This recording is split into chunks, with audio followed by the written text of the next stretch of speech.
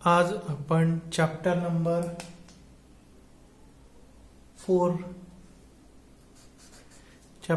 4 जे आहे वस्तुमान, वजन, आकारमान व घनता हे बघणार आहोत. यामध्ये इम्पॉर्टन्स जे आहेत, जे आपल्याला इम्पॉर्टन्स पॉइंट बघायचे आहे, त्याचे म्हणजे त्याचे जे प्रोनाउन्स असतात, म्हणजे एम बरोबर मास असतं, जी बरोबर ग्रॅव्हिटेशनल फोर्स असतं, व्ही बरोबर व्हॉल्यूम असतं, पी बरोबर डेन्सिटी असतं, ते आपल्याला सर्वप्रथम इथे बघायचे आहे. तर एम मास ऑफ सबस्टन्स किंवा मास ऑफ बॉडी जे म्हणजे वस्तुमान जे आपण ते एम या अक्षराने दर्शवतो. म्हणून एम बरोबर काय, तर एम बरोबर मास ऑफ सबस्टन्स पदार्थाचे वस्तुमान. तसंच जी स्मॉल जी बरोबर काय आहे, तर acceleration due to gravity in metre per second square, metre per second square. तर ग्रॅव्हिटी म्हणजे काय, गुरुत्वीय त्वरण मीटर, गुरुत्वीय. आता गुरुत्व जे आहे ते आपलं काय आहे, 9.81 मीटर पर सेकंड स्क्वेअर. तर व्ही जो आहे तो कशासाठी डिनोटेट करतात, तर व्हॉल्यूम ऑफ सबस्टन्स. तर पदार्थाचे जे आकारमान असते त्याच्यासाठी व्हॉल्यूम हे आपण डिनोटेट व्ही करतो. रो जो आहे डेन्सिटीसाठी आपण रो, घनता ही आपण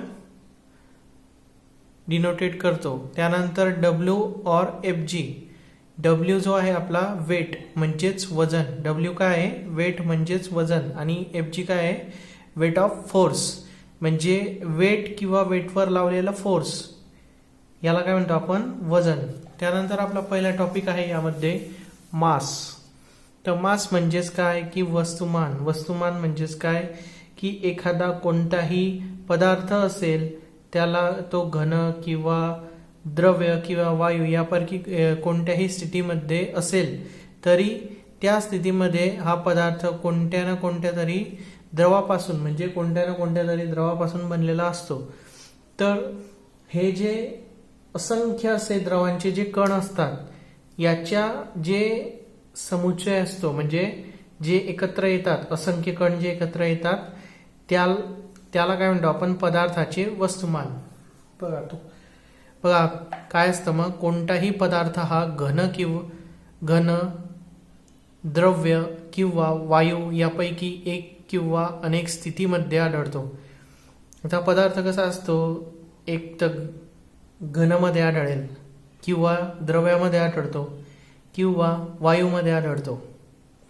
तर कोणत्याही स्थितीतील पदार्थ हा कोणत्या तरी द्रव्यापासून बनलेला असतो.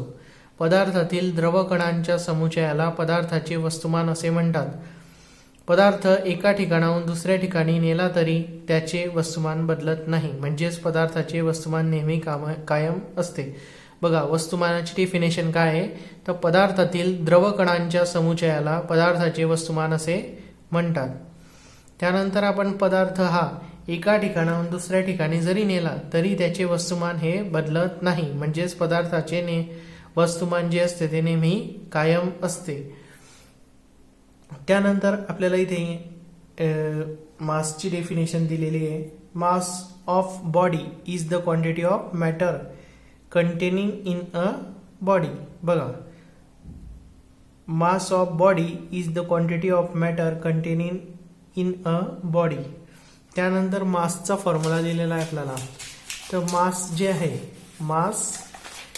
आहे तर आता मासचा फॉर्म्युला काय आहे, mass is equal to volume is equal to density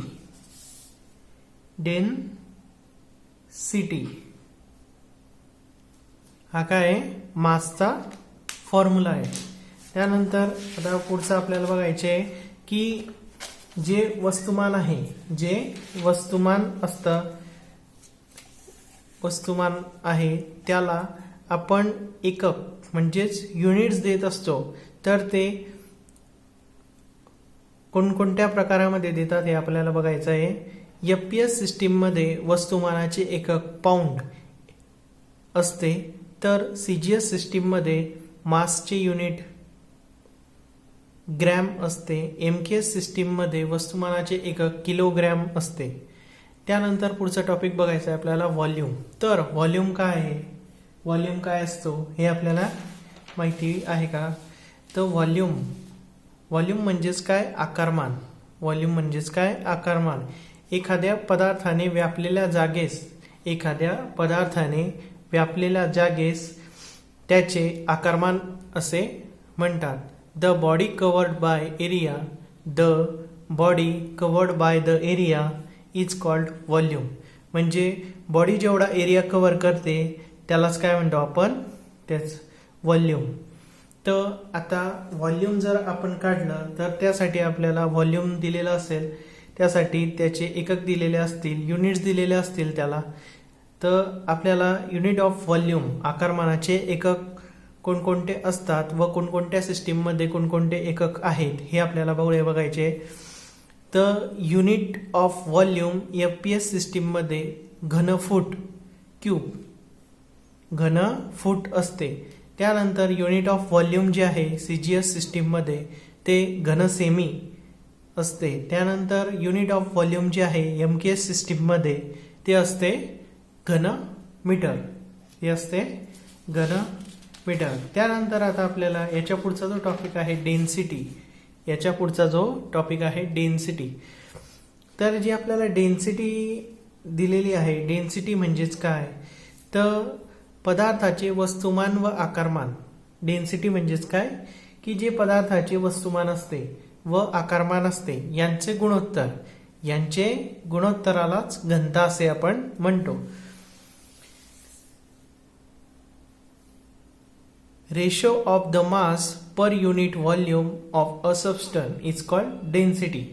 बघा, रेशो ऑफ द मास म्हणजे रेशो म्हणजेच काय की mass upon volume. Ratio of mass per unit volume म्हणजे मास पर म्हणजे मास भागिला volume of a substance is called density. बघा, डेन्सिटीची डेफिनेशन आपल्याला दिली आहे, ratio of the mass per unit volume of a substance is called density. तीच आपल्याला मराठीमध्ये कशी आहे, पदार्थाचे वस्तुमान व आकारमान यांच्या गुणोत्तराला काय म्हणतात, घनता असे म्हणतात. त्यानंतर density is equal to mass upon volume. Density is equal to rho is equal to mass कशाने डिनोटेट करतो आपण, M. व्हॉल्यूम कशाने डिनोटेट करतो, V. त्यानंतर आपल्याला डेन्सिटीचे युनिट बघायचे. डेन्सिटीचे युनिट कोणकोणत्या सिस्टीममध्ये काय काय असतात हे आपल्याला बघायचे. त्यानंतर युनिट ऑफ डेन्सिटी FPS सिस्टीममध्ये असतात पाऊंड पर घनफूट. त्यानंतर युनिट ऑफ डेन्सिटी जी असते CGS सिस्टीममध्ये ते ग्रॅम पर घनसेमी असते. त्यानंतर युनिट ऑफ डेन्सिटी जे असतात MKS सिस्टीममध्ये किलोग्रॅम पर घनमीटर असते. त्या यापुढे जी डेफिनेशन आहे, जो टॉपिक आहे तो आपल्याला बघायचा आहे, तो आहे वेट. तर वेट काय असते, वेट म्हणजेच वजन. तुम्ही कोणतीही एखादी वस्तू हवेत फेकली असता ती काही काळाने किंवा काही वेळाने खाली येतेच. म्हणजेच काय की जे आपल्या पृथ्वीचं ग्रॅव्हिटेशनल जे फोर्स आहे ते त्याला काय त्याच्याकडे खेचून घेतं. तर कोणताही पदार्थ तो वर फेकला असता काही वेळाने परत येतो. पदार्थावर पृथ्वीचे गुरुत्वीय बल कार्य करत असते. या पृथ्वीचे गुरुत्वीय बलास वजन असे म्हणतात. बघा, आता कशात, पृथ्वीच्या गुरुत्वीय बलास आपण काय म्हणतो, वजन. तर SI एकक जे वजनाचे, वेटचे जे SI एकक आहेत ते काय आहे, किलोग्रॅम वजन किंवा न्यूटन. वजन हे एक बल आहे. वजन हे काय आहे, बल आहे. आपण एखाद्या गोष्टीवर बल लावतोय म्हणजेच काय झालं, ते वजन. जे पदार्थाला पृथ्वीच्या मध्यभागाकडे खेचते, जे पृथ्वीच्या मध्यभागाकडे खेचते. पृथ्वीचे गुरुत्व बल सर्व ठिकाणी सारखे नसल्यामुळे पदार्थाचे वजन सर्व ठिकाणी सारखे नसते. बघा, आता एखाद्या एखाद्या ठिकाणी गुरुत्वीय बल हे कमी असेल तर तिथे काय होईल, वेट जे आहे ते, वजन जे आहे ते वेगळं बरं. म्हणजेच पृथ्वीवर गुरुत्वीय बल सर्व ठिकाणी, कोणकोणत्या ठिकाणी गुरुत्वीय बल कमी असते, कोणत्या ठिकाणी नसते. पृथ्वीवर गुरुत्वीय बल असते पण ते कोणत्या ठिकाणी कमी असेल, कोणत्या ठिकाणी जास्त असेल, असं असू शकतं. त्याची डेफिनेशन आहे इंग्लिश मध्ये, weight is the force, weight is the force with which a body is attracted by the earth towards its centre. बघा तो काय म्हणतो, वेट इज द फोर्स, म्हणजे वेट जो आहे तो एक फोर्स आहे.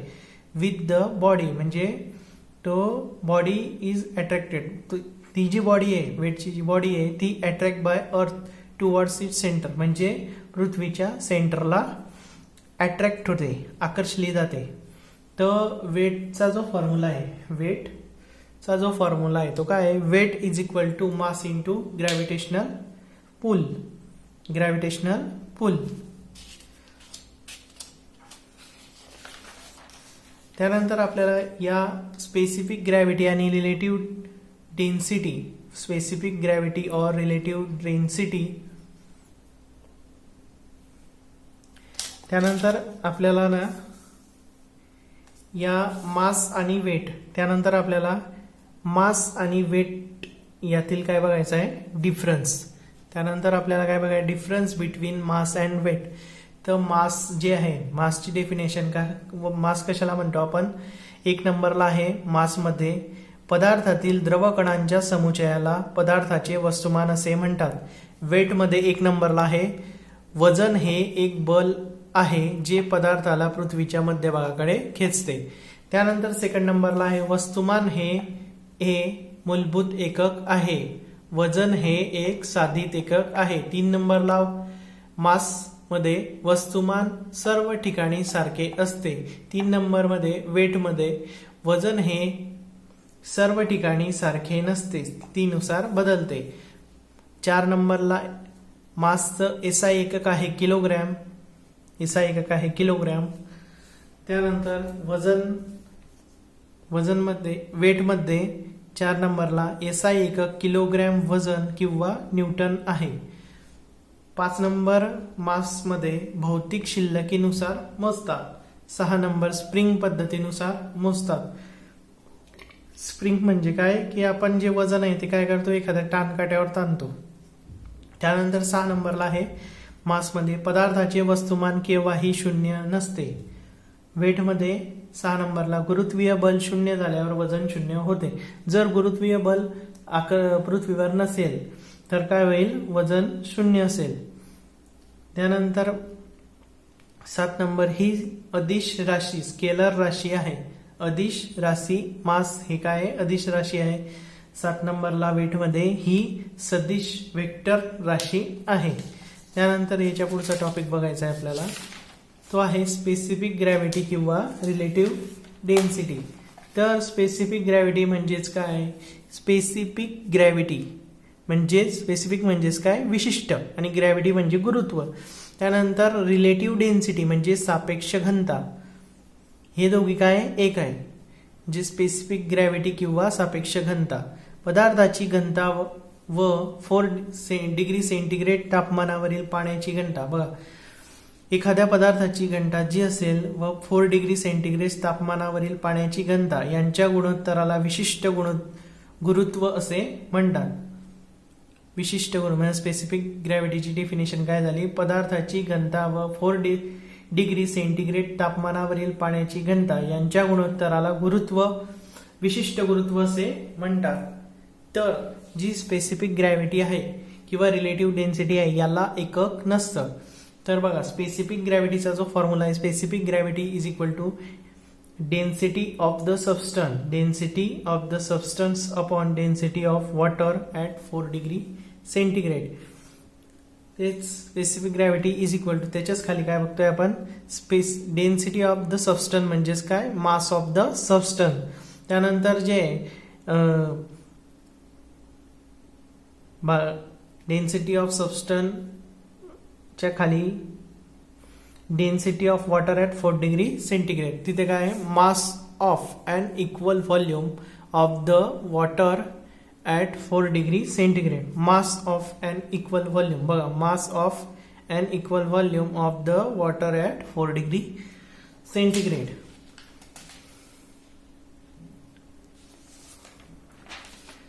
त्यानंतर बघायचं आहे आपल्याला determination of the specific gravity of a substance. पदार्थाचे विशिष्ट गुरुत्व काढणे. तर पदार्थाचे जे विशिष्ट गुरुत्व असते ते 2 प्रकारे काढले जातात. ते कोणत्या प्रकारे काढले जातात ते आपण बघू. तर ते द आर्किमिडीज प्रिन्सिपल, आर्किमिडीचे तत्व. तर आर्किमिडीचे तत्व काय आपल्याला काय सांगतो हे आपण बघू. जेव्हा पदार्थ द्रव्यामध्ये पूर्णतः किंवा अंशतः बुडवला असता, जेव्हा पदार्थ द्रवामध्ये पूर्णतः किंवा अंशतः बुडवला असता त्याचे त्या द्रवामध्ये वजन घटते, त्याचे त्या द्रवामध्ये वजन घटते आणि हे घटलेले वजन त्याने उत्सर्जित केलेल्या द्रवाच्या वजना इतके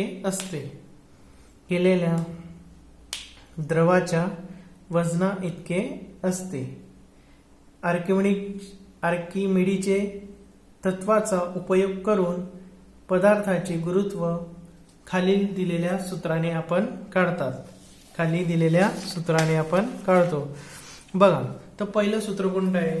पहिलं सूत्र आहे पदार्थाचे विशिष्ट गुरुत्व इज इक्वल टू पदार्थाचे हवेतील वजन भागिला पदार्थाचे द्रव्यात कमी झालेले वजन. बघा, पदार्थाचे विशिष्ट गुरुत्व काढण्यासाठी आपण कोणता वापरतो, पदार्थाचे हवेमध्ये वजन किती आहे व पदार्थाचे द्रव्यात कमी झालेले वजन यांच्यातील काय काढतो आपण.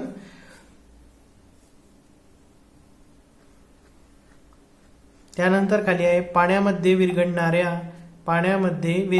पदार्थाचे विशिष्ट गुरुत्व पुढील सूत्राने काढतात. बघा, पाण्यामध्ये जे पदार्थ म्हणजे विरघळणाऱ्या पदार्थाचे विशिष्ट गुरुत्व, पाण्यामध्ये जे पदार्थ विरघळतात त्याचे विशिष्ट जे गुरुत्व असतं ते आपण कोणत्या सूत्राने काढू. पदार्थाचे विशिष्ट गुरुत्व इज इक्वल टू पदार्थाचे हवेतील वजन गुणिला विशिष्ट गुरुत्व. बघा, पदार्थाचे हवेतील वजन गुणिला विशिष्ट गुरुत्व भागिला पदार्थाचे द्रवात कमी झालेले वजन. या सूत्राने आपण काय काढतो, पाण्यामध्ये विरघळणाऱ्या पदार्थाचे विशिष्ट गुरुत्व. त्यानंतर पुढचा जो टॉपिक आहे तो आहे आपला हायड्रोगोमीटर. आता हायड्रोगोमीटर म्हणजेच काय. हायड्रोगोमीटर म्हणजे काय आहे, एक प्रकारचं इक्विपमेंट आहे. हायड्रोगोमीटरच्या साहाय्याने घन व द्रव्य पदार्थाची स्पेसिफिकेशन ग्रॅव्हिटी मोजली जाते. तर हायड्रोगोमीटरने आपण कोणते घन व द्रव्य पदार्थाची स्पेसिफिक ग्रॅव्हिटी मोजतो. त्यासाठी मोठ्या प्रमाणात निकोलन्स हायड्रोमीटरचा वापर केला जातो. तर बघा, निकोलन्स हायड्रोमीटर तुम्ही एखाद्या बॅटरीच्या दुकानावर बघितलेला असेल. हायड्रोगोमीटरचा सक्शन बल दाबून पुन्हा सोडून पिकअप ट्यूबने बॅटरीचे इलेक्ट्रोलाइट आत घेतले जाते. बघा, हायड्रोगोमीटरचा सक्शन बल दाबून पुन्हा सोडून पिकअप ट्यूबने बॅटरीचे इलेक्ट्रोलाइट आत घेतले जाते. इलेक्ट्रोलाइट मध्ये तरंगणाऱ्या फ्लोटच्या रीडिंगवरून त्याची स्पेसिफिक ग्रॅव्हिटी मोजली जाते. इलेक्ट्रोलाइट मधल्या तरंगणाऱ्या फ्लोट च्या रीडिंगवरनं त्याची स्पेसिफिक ग्रॅव्हिटी मोजली जाते व बॅटरीची स्थिती ओळखली जाते. बॅटरी ऑब्लिक सेलमधील इलेक्ट्रोलाइटच्या विशिष्ट गुरुत्वापासून बॅटरीची स्थिती ओळखता येते. आपल्याला खाली विशिष्ट गुरुत्वाचे चार्ट दिलेला आहे व बॅटरीची स्थिती दिलेली आहे. 1 नंबरला आहे 1280 ते 1300. 1280 ते 1300 जर विशिष्ट गुरुत्व असेल तर बॅटरी जी आहे ती पूर्ण चार्ज असेल. 1230 ते 1280 मध्ये जर विशिष्ट गुरुत्व असेल तर बॅटरी ही 75% चार्ज असेल. विशिष्ट गुरुत्व हे जेव्हा 1200 ते 1230 मध्ये असेल तेव्हा बॅटरी ही 50% चार्ज असेल. त्यानंतर 1170 ते 1200 मध्ये जेव्हा विशिष्ट गुरुत्व असेल तेव्हा बॅटरी ही 25% चार्ज असेल. त्यानंतर 1110 ते 1170 जेव्हा विशिष्ट गुरुत्व असेल तेव्हा बॅटरी पूर्ण डिस्चार्ज झालेली असेल.